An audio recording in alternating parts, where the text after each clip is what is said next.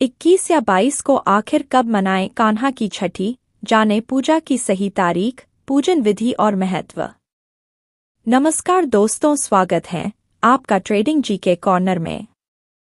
भगवान श्री कृष्ण का जन्मोत्सव धूमधाम से मनाया गया, अब उनकी छठी मनाई जाएगी। यह पर्व मुख्य रूप से उत्तर भारत, विशेषकर मथुरा और वृंदावन में बड़े धूमधाम से आयोजित किया जाता है। धार्मिक मान्यताओं के अनुसार इस दिन नंदलाल कृष्ण की छठी का विशेष पूजन किया जाता है और भक्तजन भगवान के बाल रूप की आराधना करते हैं। माना जाता है कि इस पर्व का पालन करने से घर में संतान सुख, समृद्धि और सुख शांति बनी रहती है। हिंदू धर्म में बच्चे के जन्म के 6 दिन बाद छठी मनाई जाती है। यही परंपरा भगवान श्री कृष्ण के जन्म के 6 दिन बाद निभाई जाती है, जिसे बाल गोपाल की छठी या लड्डू गोपाल की छठी के नाम से जाना जाता है। भगवान कृष्ण की छठी घर के साथ मंदिरों में भी धूमधाम से मनाई जाती है। इस दिन लड्डू गोपाल को विधि विधान से स्नान कराकर नए वस्त्र पहनाए जाते हैं और उन्हें प्रिय भोग अर्पित किया जाता है। चलिए जानते हैं कि इस बार लड्डू गोपाल की छठी कब मनाई जाएगी। आगे बढ़ने से पहले हमारे चैनल ट्रेंडिंग जीके कॉर्नर को सब्सक्राइब करना मत भूलिएगा और साथ ही इस वीडियो से कोई भी सवाल है तो आप कमेंट बॉक्स में ज़रूर लिखें और कमेंट बॉक्स में सच्चे दिल से हर हर महादेव अवश्य लिखें। श्री कृष्ण जी की छठी कब है? श्री कृष्ण का जन्म भाद्रपद माह की कृष्ण पक्ष की अष्टमी तिथि को हुआ था। जन्म के छठे दिन यानी भाद्रपद की चतुर्दशी को उनकी छठी मनाई जाती है। इस वर्ष यह पर्व 21 अगस्त 2025 को मनाया जाएगा। इस साल कृष्ण छठी पर सर्वार्थ सिद्धि योग का शुभ संयोग बन रहा है। ज्योतिष शास्त्र के अनुसार इस योग में किया गया कार्य अत्यंत फलदायी माना जाता है। पूजन के शुभ मुहूर्त। ब्रह्मा मुहूर्त सुबह 4:26 से 5:10 तक।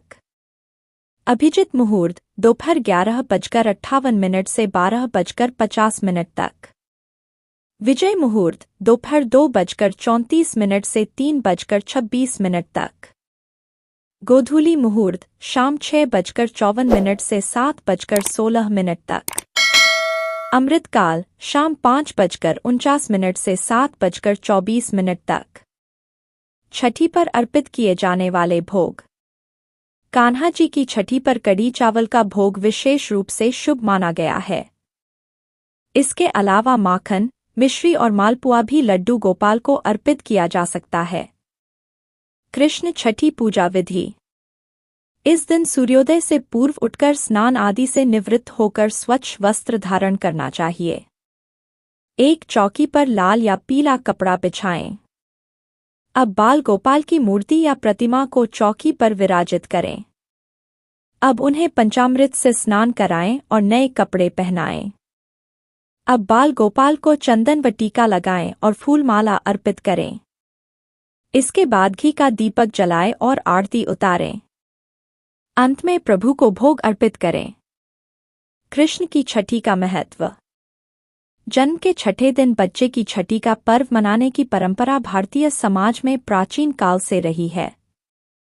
मान्यता है कि इस दिन विद्या और भाग्य की देवी माता षष्ठी बालक की रक्षा करती हैं। इसी परंपरा के आधार पर भगवान कृष्ण की छठी का आयोजन किया जाता है। यह दिन पॉप श्री कृष्ण के बाल स्वरूप का स्मरण कर उनके बाल्यकाल की लीलाओं को याद करने का अवसर होता है। परंपराएं और उत्सव। इस दिन नन्हे कृष्ण का झूला विशेष रूप से सजाया जाता है। लोग फूल, बंधनवार और रिबन से झूले को अलंकृत करते हैं और फिर उसमें बाल कृष्ण की प्रतिमा या मूर्ति स्थापित की जाती है। बधाई गीत। घर घर महिलाएं बधाई गाती हैं। लला की छठी जैसे पारंपरिक गीत गाए जाते हैं और उत्सव का माहौल बनता है। मिष्ठान और प्रसाद। इस दिन विशेष रूप से खीर, पूरी और पंचामृत का प्रसाद बनाया जाता है। शिशुओं के लिए अनाज का पहला आहार अन्नप्राशन भी इसी अवसर पर किया जाता है। गोस्वामी परिवारों में परंपरा। मथुरा, वृंदावन और गोकुल क्षेत्र में कृष्ण की छठी पर विशेष झांकी सजाई जाती है। मंदिरों में भजन कीर्तन होते हैं और भक्तगण दर्शन के लिए उमड़ते हैं। छठी को लेकर पौराणिक मान्यता। कहा जाता है कि जब भगवान श्री कृष्ण का जन्म हुआ था तो जन्म के छठे दिन देवी षष्ठी स्वयं गोकुल पहुंची और नन्हे बाल कृष्ण को आशीर्वाद दिया। तभी से यह परंपरा चली आ रही है कि भगवान की छठी मनाई जाती है। यह पर्व माता षष्ठी की पूजा के साथ साथ कृष्ण की बाल लीलाओं को स्मरण करने का भी दिन होता है। दोस्तों, अगर आपको हमारे द्वारा दी गई जानकारी पसंद आई हो तो ट्रेंडिंग जीके कॉर्नर को लाइक, सब्सक्राइब, शेयर करना ना भूलें।